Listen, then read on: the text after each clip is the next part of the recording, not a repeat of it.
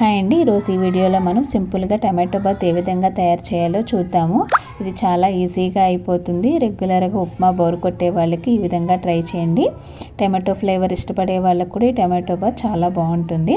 ముందుగా ఒక బాండీ పెట్టుకుని బాండీలోకి ఆయిల్ని కానీ నెయ్యిని కానీ మీ ఇష్టం ఏదైనా వేసుకుని అందులోకి కొన్ని జీడిపప్పుల్ని యాడ్ చేసుకుని గోల్డెన్ బ్రౌన్ వచ్చిన తర్వాత వాటిని పక్కకు తీసేసి అందులోకి ఆవాలు, జీలకర్ర, పచ్చిమిర్చి, కరివేపాకు, కొన్ని అల్లం ముక్కలు, శనగపప్పు, శనగ కట్ చేసుకుని ఉల్లిపాయని బాగా ఫ్రై అయిన తర్వాత సన్నగా ఈ విధంగా టమాటోలను కూడా కట్ చేసుకుని బాగా మగ్గిన తర్వాత ఒక గ్లాసు రవ్వ తీసుకుంటే 4 గ్లాసులు వాటర్ పోసేసి అందులోకి తగినంత ఉప్పు, అదేవిధంగా సన్నగా కట్ చేసుకున్న కొత్తిమీర కూడా వేసుకుని కొంచెం సాంబార్ పౌడర్ను కూడా వేసుకోవాలి.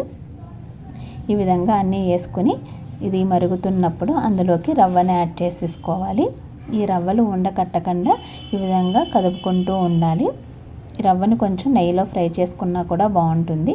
తర్వాత ఈ విధంగా ఒక స్పూన్ నెయ్యి వేసుకుని ముందుగా ఫ్రై చేసి ఉంచుకున్న జీడిపప్పులను కూడా యాడ్ చేసేసుకోవాలి. ఫైనల్గా టమాటో బాత్ అనేది ఈ విధంగా రెడీ అయిపోతుంది. ఈ వీడియో కనుక నచ్చితే లైక్ చేయండి, షేర్ చేయండి, సబ్స్క్రైబ్ కూడా చేసుకోండి.